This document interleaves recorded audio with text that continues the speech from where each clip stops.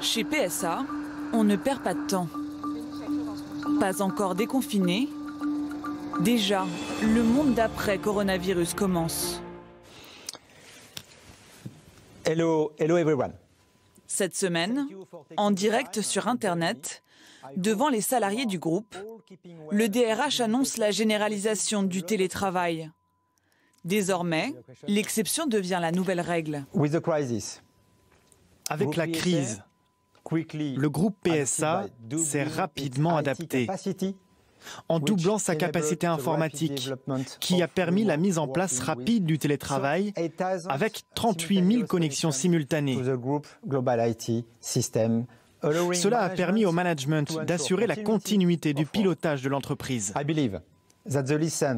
Je pense que les enseignements que nous tirons de la généralisation du télétravail nous permettra d'accélérer la transformation des modes de fonctionnement de l'entreprise pour plus d'agilité et plus d'efficacité pour nos collaborateurs.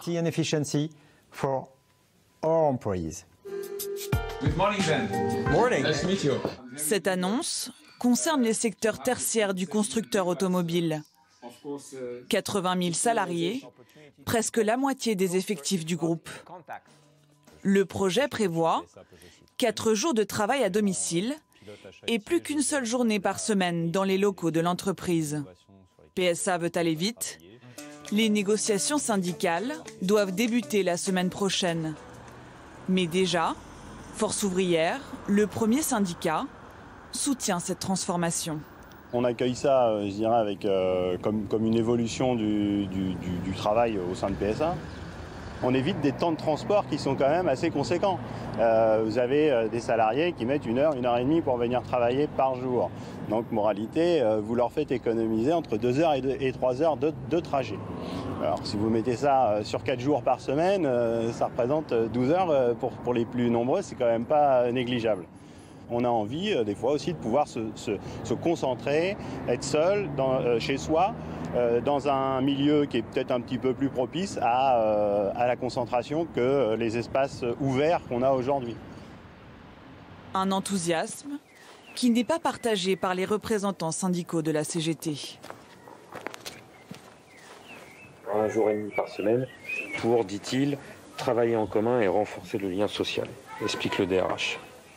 Voilà, ça c'est vraiment le gros danger de ce projet, c'est de casser le lien social, le lien collectif que les salariés y créent naturellement quand ils sont ensemble dans une entreprise, sur un site. Réduire les mètres carrés de bureaux nécessaires, c'est vraiment le carburant de ce projet, c'est vraiment le moteur de ce projet. La direction, elle est motivée pour réduire son foncier, réduire les taxes, réduire les coûts de fonctionnement, gagner de l'argent.